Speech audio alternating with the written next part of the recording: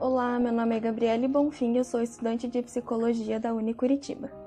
No vídeo anterior, eu dei uma pincelada sobre o bom funcionamento familiar frente ao isolamento social. E nesse vídeo eu vou falar sobre a função dos pais ou quem desempenha esse papel. E aqui eu já acho muito importante abrir um parêntese para esclarecer que quando se fala de papel, seja de pai, mãe ou de qualquer outro, há uma diferenciação entre função e papel.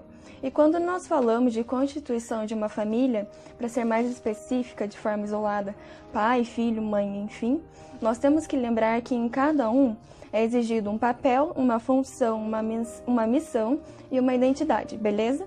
Então, para que eu possa falar e ficar de forma mais clara, é muito importante que vocês tenham isso bem guardadinho aí na mente de vocês, ok? Esse tema de constituição familiar, ele é muito complexo e tem muito conteúdo. Então, infelizmente, eu não vou conseguir falar de uma forma mais fechada, mas eu espero que ajude de alguma forma na estruturação aí da sua família.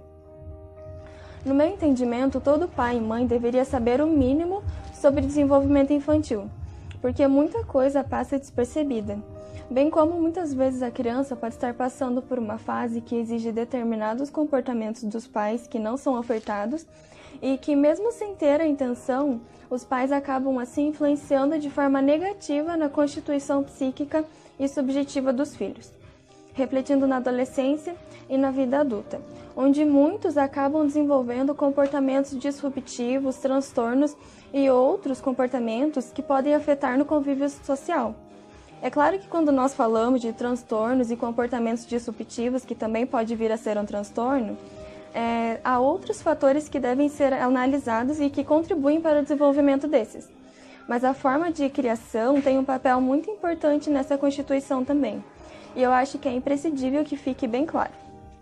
Para esse vídeo não ficar muito longo, eu vou falar apenas de 3 estilos parentais e as possíveis consequências desses estilos. E depois, se você tiver interesse, eu vou recomendar alguns autores e livros que falam sobre o desenvolvimento da criança e do adolescente. E vale lembrar que nós não somos quadradinhos. E isso quer dizer que, se você se identifica com algum estilo parental ruim, seu filho não vai ter exatamente o que eu disser, são apenas probabilidades, tá? O primeiro estilo parental é o estilo autoritário, onde há uma tentativa de controlar e modelar de forma rígida as atitudes da criança. Esses pais, eles valorizam uma obediência absoluta, recorrendo a medidas punitivas, verbais e físicas, para que o filho se comporte de acordo com a sua exigência. Nesse estilo, há uma falta de afeto e muita exigência. Normalmente, esse estilo paterno ele propicia o desenvolvimento de transtornos psicológicos, dificuldade de interação e falta de autonomia. O segundo estilo é o estilo permissivo. Aqui, os pais eles são mais como recursos para as crianças do que como modelos. E dentro desse estilo, já tem outras divisões, mas eu vou falar de forma mais geral. Aqui, não é exigido certas responsabilidades da criança. Aqui, então, pode formar crianças mais propensas à delinquência e inseguras.